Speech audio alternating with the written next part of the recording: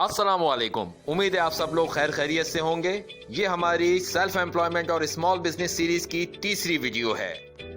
इस वीडियो के अंदर हम सीखेंगे कि फैसला कैसे किया जाता है कि हम कौन सी किस्म का सेल्फ एम्प्लॉयमेंट और छोटा बिजनेस शुरू करें अपनी करंट पोजीशन के मुताबिक। याद रखिए, मेरी हमेशा ये कोशिश होती है कि आपको वीडियोस के अंदर एक्शन स्टेप्स बताए जाएं, कोई लफाजी या शोला बयानी बयान ना की जाए।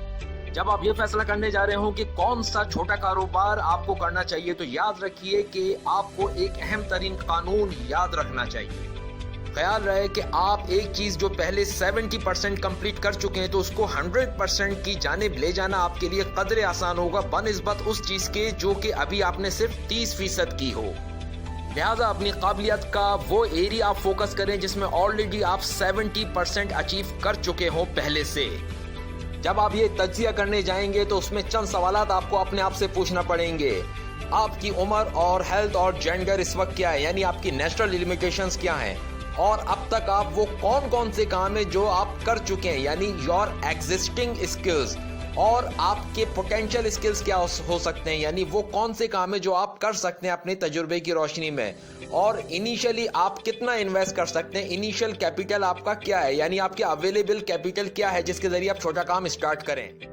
मजीद आगे बढ़ने से पहले मैं आपको याद दिलाता चलूं ब्रूस ली की वो टेक्निक जिसके जरिए वो अपनी तमाम ताकतों को अपनी एक उंगली पे जमा करके बड़े बड़े काम किया करता था।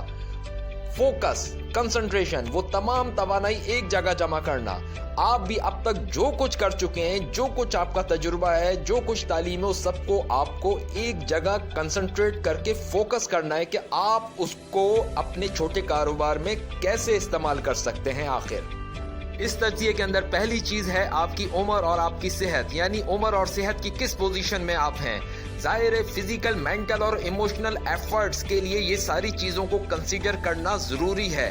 एज के कुछ खास तकाजे होते हैं, इसी तरह सेहत के भी कुछ खास तकाजे होते हैं जिनको देखकर हमें ये फैसला करना पड़ता है कि हम किस तरह का काम या कारोबार या छोटा बिजनेस अपने लिए कर सकते हैं। दूसरी चीज जिसका हमको तज्जिया करना है वो है जेंडर, यानी सिंफ। कौन कौन सा काम किस किस जेंडर के लिए मुनासिब रहेगा ये फैसला करना पड़ता है, क्योंकि ये इसका एक बहुत अहम रोल होता है।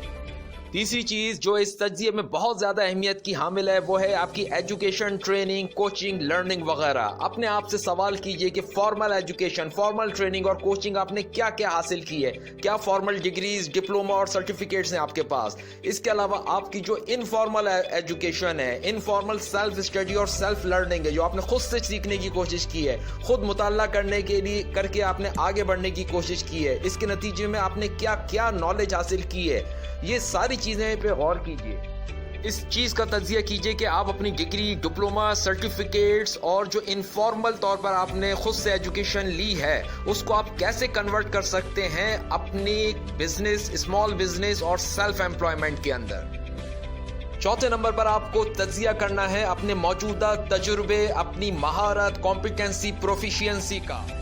अब तक का आपका प्रैक्टिकल एक्सपीरियंस, जॉब एक्सपीरियंस और इंटर्नशिप एक्सपीरियंस क्या है?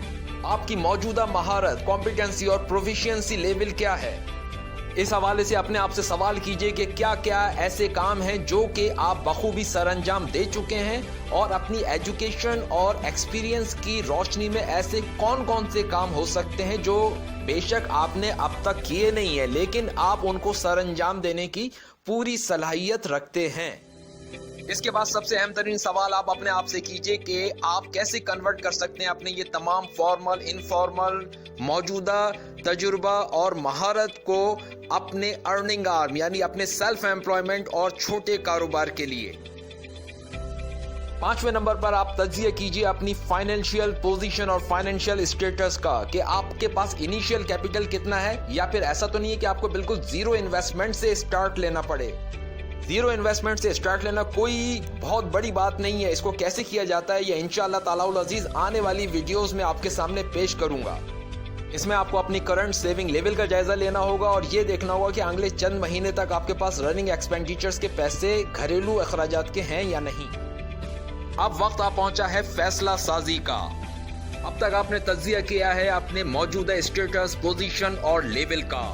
شروع میں آپ کو یہ بھی بتایا جا چکا ہے کہ آپ کو فوکس کرنا ہے ان ایریاز میں جہاں پر آلریڈی آپ 70% کے قریب موجود ہیں، تاکہ 100% کی جانب گامزن ہونے میں آپ کو سہولت رہے۔